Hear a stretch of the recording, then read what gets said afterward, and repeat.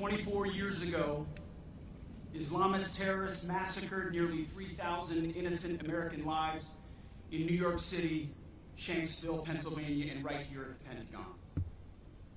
The building you see behind me, the War Department, was targeted in an act of savage evil. And today on these hallowed grounds, we gather to honor those victims and heroes with the resolve to never forget. We gather to pay tribute to the first responders who charged into the flames and up the stairs, to those trapped on planes fighting their final fight, and to the families whose lives were forever altered by that fateful day. Like everyone in this audience, I remember exactly where I was when that first tower was struck. A college junior with a fresh set of Army fatigues in my dorm room closet, having just joined Army ROTC. Like too many Americans, I was naive to the threats brewing abroad and infiltrating our shores. But from that day forward, I felt an unshakable call to action, a duty to defend our sacred homeland with everything I had. Like all of you, 9/11 was the ultimate validator to serve. But I was not alone. An entire generation of warriors stepped forward, willing to pay the ultimate price to exact retribution and secure our country. Forged in the crucibles of Afghanistan and Iraq, we stood watch in distant lands on dangerous missions, often, in retrospect, nebulous missions, all to secure our people and so we could live in peace. War is an enduring aspect of the human condition, a tool that, when wielded wisely, ruthlessly punishes enemies intent on terrorizing or subjugating our nation. War must not become a mere tool for global social work, eager to risk American blood and treasure for utopian fever dreams. We should hit hard, wreak vengeance, and return home. For 2 decades, our warriors fought with valor every day, far from home, even though sometimes their leaders gave them nation-building missions and half-baked exits. Thankfully today, we have an American military that President Trump has now rebuilt twice. Yet despite the weight of history, the Department of War will always honor the service of our warriors and all they left behind, never straying from the warrior ethos they and those on 9/11 embodied and deserve. We best honor their memory and the memory of 9/11 by learning the correct lessons of that day and the decades of courage that followed. Full hearts, clear eyes. To every member of our War Department, past and present, you are the best, the real elite, the real 1% of this nation. Standing here today, we honor those 184 rings of the bell, souls lost at the Pentagon and on Flight 77. Even as first responders were grossly outnumbered by the wounded, many ran toward the chaos, cared for the injured, and comforted the dying. It was bedlam. But in that moment, American heroism was laid bare.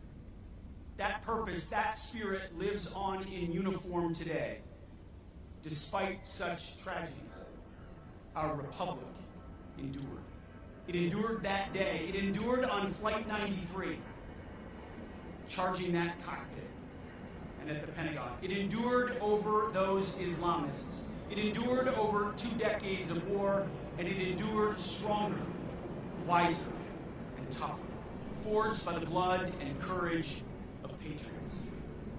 Our job now is to ensure that future generations inherit a strong and vigilant America. 9/11 is vivid for me and all of you, but it will soon live only in the history books for our youngest. We must teach our children that the price of freedom we love is eternal vigilance. Instill in them the importance of upholding America's Constitution, holding tight to our freedom and our faith, and relentlessly pursuing our enemies. Prepare them to defend this nation by the ballot, the wallet, and when necessary, the cloth of our country, because the world remains a viper's nest. It requires us. As I speak, hostile elements plot to curb our power and slaughter our people in our homeland, in our hemisphere, and halfway around the globe. Not everyone needs to wear a uniform, but some of us do. That is our profession and our promise to this nation. In closing, a reading from Scripture, Romans chapter 5, verses 3 through 4. We rejoice in our sufferings, knowing that suffering produces endurance, endurance produces character, and character produces hope. On this day, 24 years ago, we suffered. In the years since, we have endured.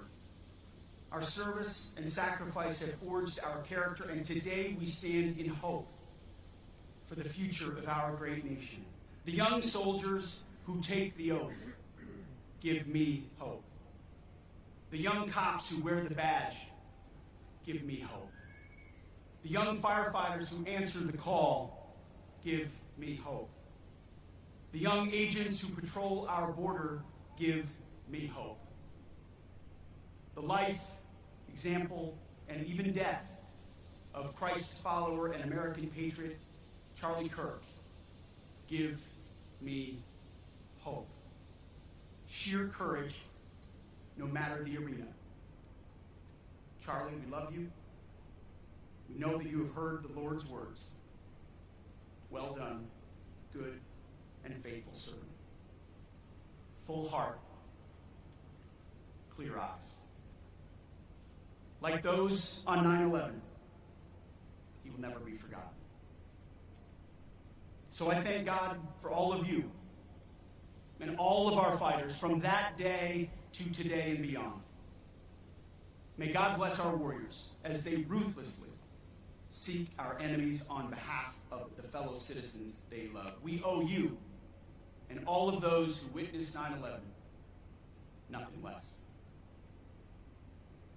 It is now my great honor to introduce to you our Commander-in-Chief, President Donald J. Trump.